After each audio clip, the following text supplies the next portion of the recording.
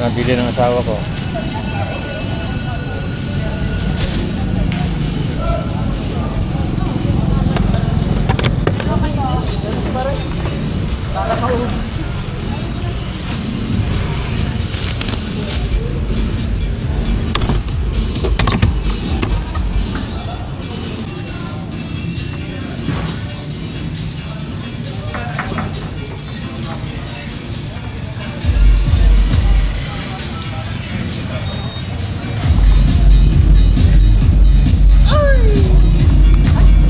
Dito kami sa Binyan na guys.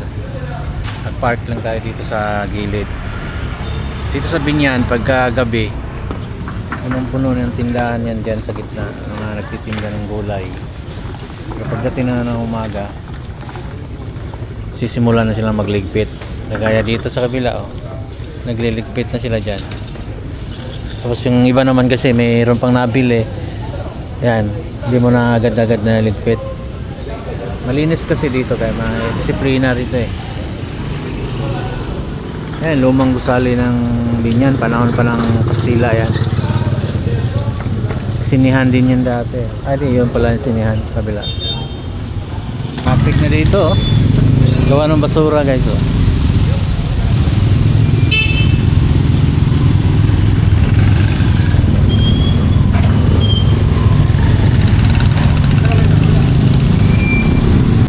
Itong tinitingnan ko guys yung yung bahay ni Francisco Almeida sa Facebook. Yan yun guys oh. Yan 1800s. So ang tagal na no. Tapos yun si Francisco Almeida ay isang sundalo na Portuguese na napadpad din dito sa Pilipinas no. Panahon pa ng Kastila. Dito na naman kami sa isang kalye guys. Tinda mga gulay din. Yan. Meron din tuyo. Yan, meron din doon guys. Gulay naman. Puro gulay dito. Yung pinisto namin kanina, doon gulayan din doon. Dito kasi sa Binyan guys mga kanto-kanto yung palengke rito. Sa dami din palengke. Meron din talagang isang bagsakan lang na palengke. Doon naman sa looban yun. Dito talagang nasa iyo kung saan mo gusto mamili. Parehas naman mura lang din. So hinihintay ko pa yung asawa ko. Mayroon pang ibang biniling gulay.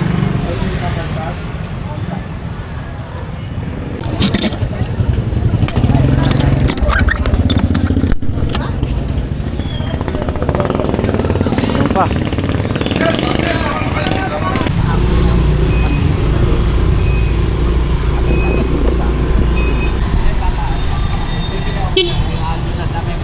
Malit lang.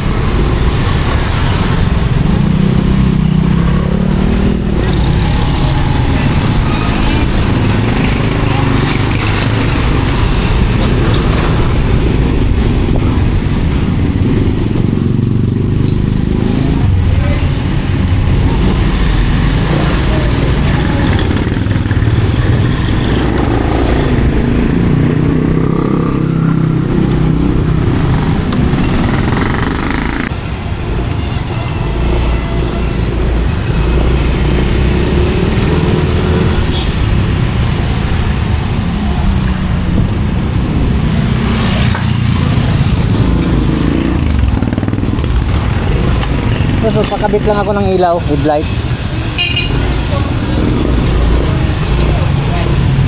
Ito.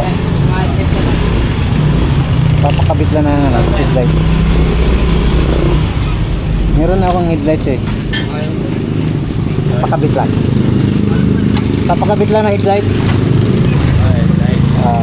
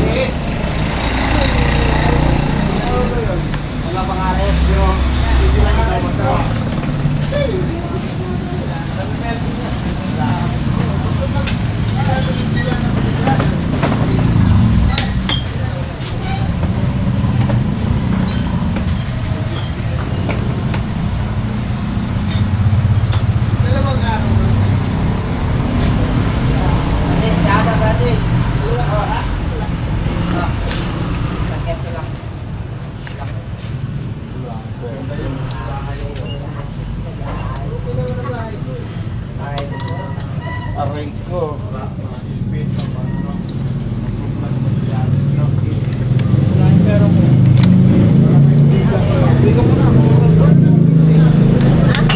May reserva naman ako.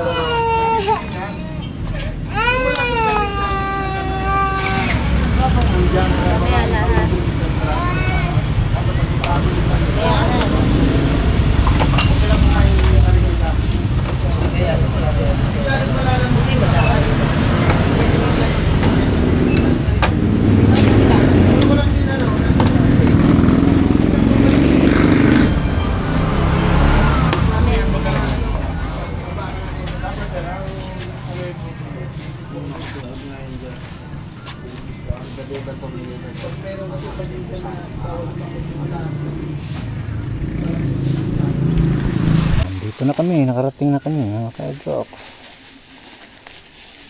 Dami na bili. Pero nagmahal na talaga, no? Hindi nga, no? Hindi na dati. May ano dyan, teka. Ayan, bag.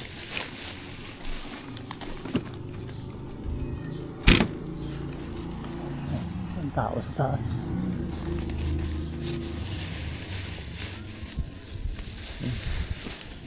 Yung iba.